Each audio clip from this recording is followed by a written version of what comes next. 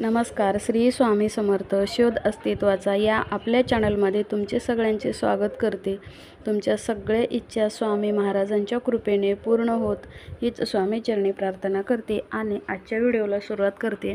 तर आता स्वामी महाराजांची पुण्यतिथी जवळ येत आहे. तर आपल्याला म्हणजे आता बऱ्याच स्त्रियांना किंवा बऱ्याच महिलांना, बऱ्या मुली असतात, त्यांना गुरुचरित्र पारायण किंवा स्वामी महाराजांचा जप काही ना काही करण्याची खूप इच्छा असते आणि त्याच्यामध्ये मासिक धर्म आला किंवा काय सूतक आलं तर ते करता येणार नाही. तर सूतक आल्यावर आपल्याला कुठलीही सेवा करता येत नाही, पण मासिक अडचण आपल्याला ज्यावेळेस येईल त्यावेळेस आपण ही घरामध्ये सेवा करू शकतो. तर ती सेवा कशी करायची हे मी तुम्हाला सांगणार आहे. आणि त्याच्या अगोदर मला तुम्हाला सांगायचं आहे की अक्षय तृतीया जवळ येत आहे. तर अक्षय तृतीयासाठी आपण एक ऑफर ठेवलेली आहे. तर त्याच्यामध्ये तुम्हाला काय काय साहित्य मिळणार आहे आणि किती किमतीमध्ये मिळणार आहे हे उद्याच्या व्हिडिओमध्ये मी तुम्हाला नक्की सगळं सांगेन आणि दाखवेनसुद्धा. तर तुम्ही व्हिडिओ सगळ्यांनी नक्की बघावा हीच विनंती आहे.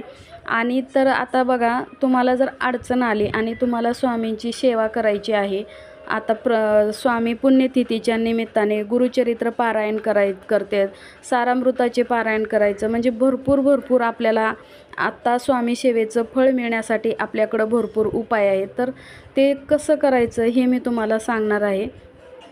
तर समजा तुम्हाला मासिक अडचण आले, तुम्हाला पारायण करता येत नाही, तर तुम्ही काय करायचं, कोणाकडून तरी तुम्ही अगरबत्ती लावून घ्यायची आहे. 3 अगरबत्त्या लावायच्या.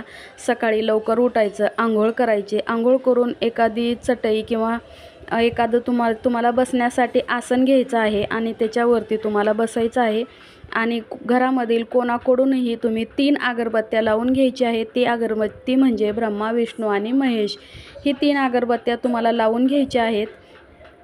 आणि तुम्ही अगरबत्ती संपेपर्यंत तुम्हाला श्री स्वामी समर्थाय नमः, ओम श्री स्वामी समर्थ, ओम श्री स्वामी समर्थ, ओम श्री स्वामी समर्थ असं तुम्हाला सतत या मंत्राचा जप करत राहायचा आहे.